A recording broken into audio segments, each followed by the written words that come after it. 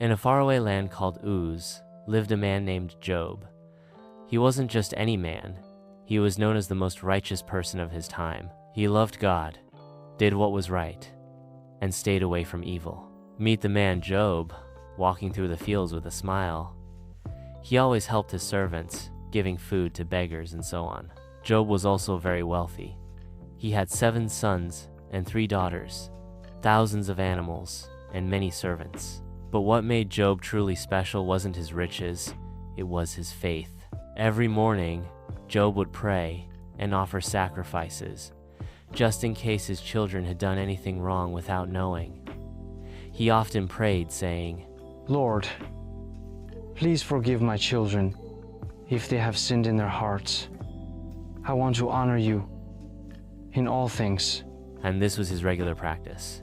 But far above the earth, something unexpected was happening. In the heavenly court, angels gathered, and Satan appeared among them. One day, the angels came to present themselves before God, and among them came Satan, the one who accuses people. And God asked him, Satan, where have you been? And he responded, Oh, just wandering the earth, watching everything going on. Then God asked him, Have you seen my servant Job? There's no one like him. He is blameless and upright, a man who fears me and turns away from evil. And Satan said, Well, sure, but he only serves you because you've protected him. Take away everything he has, and he'll curse you to your face. Then God said to him, Very well, you may test him. Take everything he has, but do not lay a finger on him. Job's peaceful life began to unravel, and just like that, Job's world turned upside down. His messengers rushed to him, one after another, each with devastating news.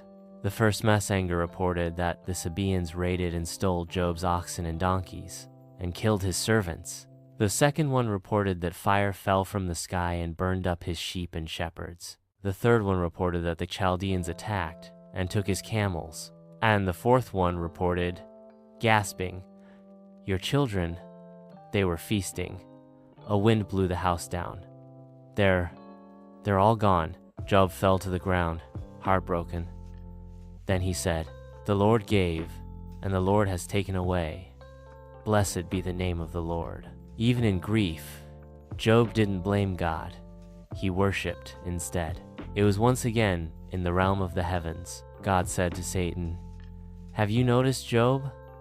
Even though you took everything, he still holds on to his faith. And Satan said, Skin for skin. A man will give anything for his life, strike his body, and he will curse you. And God said, Fine, you may afflict his body, but spare his life. Job began to feel sick. He was struck with painful boils from head to toe.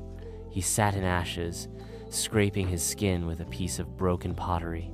His suffering was unbearable. Job groaned softly, sitting in pain. His wife even approached him, saying, Are you still holding on to your faith? Just curse God and die. But Job gently replied, You're speaking like someone who doesn't understand. Should we accept only good from God and not trouble? Still, Job didn't sin in what he said. Job's friends, Eliphaz, Bildad, and Zophar also visited him. When they heard of his suffering, they came to comfort him. But when they saw him from afar, they barely recognized him. They wept, tore their clothes, and sat with him in silence for 7 days. It was a mournful time for them. After 7 days of silence, Job finally spoke. But what he said showed the depth of his pain. He lamented, saying, I wish I had never been born.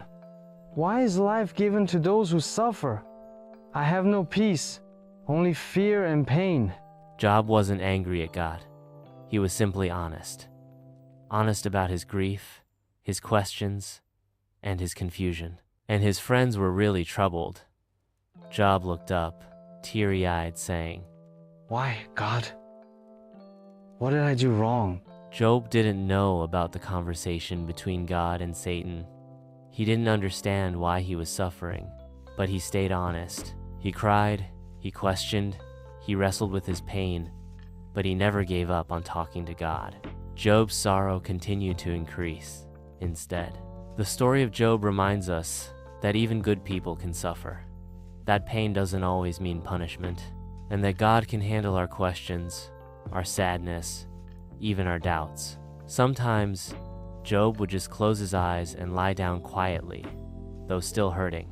Sometimes, life doesn't make sense. But, like Job, we're invited to stay in the conversation with God, to trust, even in the darkness. Hold on, keep talking to God. He's listening. This is just the beginning of Job's story. But already we see that faith isn't just about praise when things are good. It's about clinging to God when everything falls apart. Thanks for watching.